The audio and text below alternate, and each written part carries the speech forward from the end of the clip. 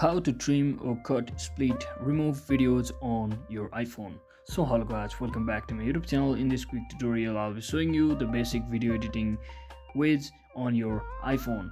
So as you can see, I've opened a normal video on my iPhone. So now to start editing it, what you need to do is just click on this icon right next to I button, that is your toggle button or filter button like structure, and simply tap on this.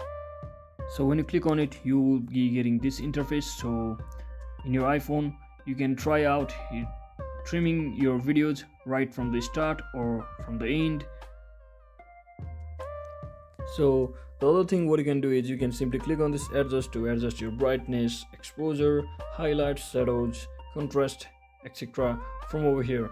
So as you can see, you can also get the options to change your saturations, vibration as well, and you can also click on this filter option to simply change your filter, as you can see on my screen, from one place to another. So if you want to crop, you can also adjust the video accordingly by simply tapping on this. And if you want to revert or undo this situation, simply tap on this three dot icon at the top right corner and simply click on this undo button just from over here.